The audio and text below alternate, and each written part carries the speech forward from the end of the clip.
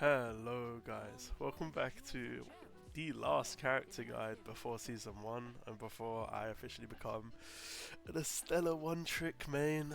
And last but not least, it's Jolder. This was a guide that was prepared with a lot of help from Jaka, which is a consistently top player in EU who plays Jolder, and I couldn't thank him enough for the information he's provided for this guide. But yeah, no, let's just get right into it. Let's start with the basics. Let's start with the likely companions. Now, again, we have a Tau, which is going to be shocking because there's everyone out there's like, wow, you know, Akora, raw void damage boost, you know, will boost the SMG, the sword. This ability enhancement applies to every buff that Jolder drops. Acceleration, overshield, retribution, the control immunity, and indomitable. It applies to all of it. There's no reason to not be using it.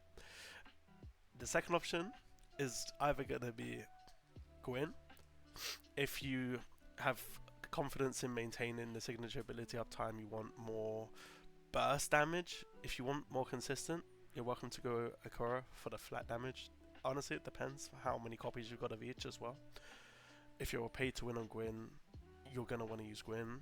If you're not, and your core is sitting at 5% anyway, you might as well just have the permanent uptime on it. There's just really nothing up for debate. On to weapons. This is a pretty clear-cut winner. Your primary is going to be an exotic. It's going to be Huckleberry. It ends up doing, 100 to 150k damage based on the catalyst that you're at.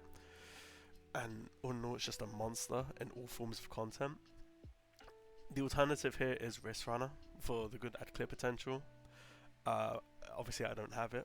It's one of the rarer exotics I've seen, but no, it is definitely up there with Wrist Runner. It should definitely be one of those two. If you can't get your hands on it, then you're either going to want to go for the Wolf Pack if you're trying to maximize void damage, and the traits on the Wolf Pack, you are going to want Conjugation or Hyperemia. Annihilation's kind of mid, just due to, you know, you're relying on targets already being low health. It's not useful against ads, and, you know, by the time a boss damage is already low, you're going to benefit so much off of like Conjugation. And then alternatively, if you want to, you know, switch it up for whatever reason, go for the Del 5. Maybe you need some arc damage. You're going to be going for Fraternity, which gives you the 28% when it's just you alive in your solo as well.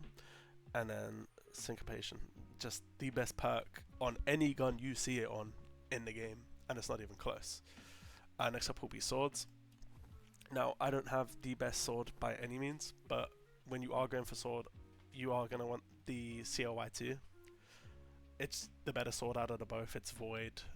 You're only ever going for makeshift ending if you want solo. However, on this, you are going for the CLY2 with Surrounded for the ad clear, and then Disembowelment, because there is literally nothing else even close to the damage it's putting out in the second slot. Alternatively, if you are wanting to go makeshift ending for the solo damage, the perks that you will be going for are Fraternity and Black Body. Unfortunately, it doesn't really have many great perks on the second tree. You know, this obviously is a bigger number, but I mean, it takes like 4 or 5 seconds for you to actually even get the third charged heavy off. Black Body is literally just a flat 35% damage boost constantly on all light attacks, and an extra 2.4 with the perk. Now, let's go on to artifacts. Now, I want you to ignore my screen here. These artifacts, these were just to boost my power up, but after constant deliberation with everyone, we're going to go over what we believe were the best artifacts for Jolder. We'll start with the main one, which is Resolute Conjunction. This is like revolves all around Jolder's playstyle, being able to them like being central around ads, just being close up and personal. You know, you are always going to be within 15 meters because of how your shield stand works. It takes less damage from sources close to you, and it's much more advantageous than other alternatives. The percentage is also honestly just quite ridiculously high. Like if we can see here, It goes all the way up to 35% damage reduction. It's a monster. You could go other things. You could like look at, for example, Ring of Abundance, just for the healing and overshield you get from your abilities. But realistically, your self-sustain is already fine, and you really just want to get damage resistance, which really does go into my choice of second slot here too, which is Unrelenting Evolution. It says their name. It applies essentially at max stacks, 15 stacks of armored, whenever you gain any damage resistant effects other than armored, which is amazing for Resolute Conjunction, because if you remember, whenever you get hit by anything in 15 meters, you get the 15 stacks of armored. So you're looking at over 50% DR that's active over 90% of the time. It's extremely strong if you're going for a DR based build. Essentially, you already have self-sustain in your kit, you have the overshield gain, you have the heal back. All you really need to look at for damage reduction is, what is my current healing? Is it enough to get me to 4? If it is, your job should be trying not to even get lower or low enough to actually need that healing. And that's where this damage resistant build comes in. For our third slot, where we're on to damage, we are going to be looking at the Bellicose Procession. Simply put, it's because Jolders SMG. With any SMG, the rapid fire perks on the third and fourth are ideal. With here, it's just, you hit the target 5 times, you get increased rate of fire until the magazine's emptied, and then the rate of fire goes up to crazy amounts, like 37%. So, you're emptying your mag pretty much. And then, once you're on the bubble, like once you're in Jolder's bubble, during like any damage phase or any phase where you need to pump damage, it stacks with that fire rate. So for example, with Huckleberry, you have all of that fire pumping out, you have all of that damage boost, all of the speed boost, and it all just culminates in like a gun that you never need to reload during the damage phase, having insane damage. And of course, like the mag isn't going to get into, you have infinite ammo during damage phase. Going on to the last slot for artifacts, we are looking at Rampaging Procession. Very similar to why we went for Bellicose on Artifact Slot 3. You land your 10 shots, you can reload even with infinite ammo, as a heads up, just in case you didn't know. So you land your 10 shots, you reload, you then have a 14% damage buff at base, okay? And at max tier, this goes all the way up to 40 for the entirety of your damage phase, because your mag does not run out. It's as simple as that. Like, you should be able to land 10 shots out of 40 bullets in that mag. It doesn't even get close. When we go on to the last part of artifacts, which is going to be our attributes, if I can figure out how to... Okay, here we go. Cool. So, when we look here, for example, there is a certain level of things that we are aiming for. Number one, and it's not even close, is defense boost. This is going to be in a tier on its own. If I had to put everything in a tier, this is S tier. Okay, you're gonna want defense boost. Okay, it might be better to just do it like, yeah, okay, perfect. You're gonna want defense boost. Okay, it's up there, it's amazing. Some other honorable mentions obviously are like health boost, healing boost. The only things you really want to avoid, right, are range damage boost. You're not going to want like a range damage resistance. It's not useful for you. You're going to be always up close and personal. You're not going to want recovery boost. That's out of combat. It's kind of terrible. And then obviously arc boost like doesn't really apply to you. Barrier doesn't really apply to you. The game does a pretty good job of telling you of what you should and shouldn't get. I think an honorable mention for the attacking side of things.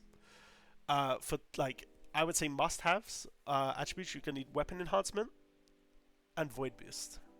Void boost being obviously increased void damage, weapon enhancement being increased weapon damage. These are gonna be your ideals, and it's not even close.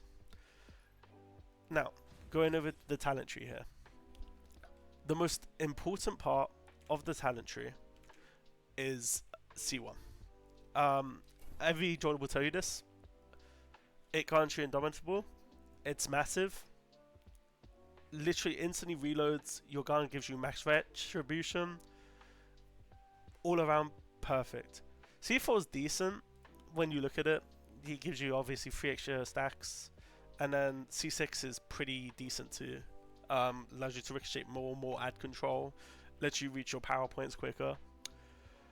But aside from that, Jolder really isn't a copy character. I would say once you get C1, you're more than ready to just go in and like actually play her. I mean, remember your main role here as a Jolder is going to be solo content, and in group content you are quite literally on tank duty. You are the only character in the game right now with a real taunt, and it's just how you should play her. Like, if at this point, if you're not sure whether you are looking to build a tank, I would wait for Yumiko to actually play a void character. You do tank really well with the ability chaining. It makes you almost invulnerable if you play around it perfectly and you actually mix and match your relics quite well. With Skyfall Slam, you obviously taunt and provide suppression. With Shield of Starlight, it provides an overshield when it returns. When you do use Skyfall Slam, it essentially converts all rage into a heal over time, so you want to use it when your rage is full, which it should be during absolutely any phase with ads. But another important thing to note is that rage can also give you an overshield. So if you are at max HP, you will get 100% of that healing if Jolder already has an overshield. And I don't think that's intentional. I don't think that's supposed to be how it is. But it is definitely something that will help boost your comprehension of how to actually sustain yourself and live a lot more as Jolder. This is a character that is built to tank. Her damage isn't going to be Tan 2 Gwyn Ning Fei levels, but it can get very close with a lot of the sustainability options that she does have. But yeah, thank you for watching this video. This is the last guide. This is actually recorded 30 minutes before Season 1 comes out in Europe. So I do hope you guys will have good luck with your Stellar draws. I hope you do subscribe if you enjoyed the video. This will have a comprehensive text guide to go along with it in the Destiny Rising Discord. So please keep an eye on that. And yeah, do have a good one, and thank you for watching.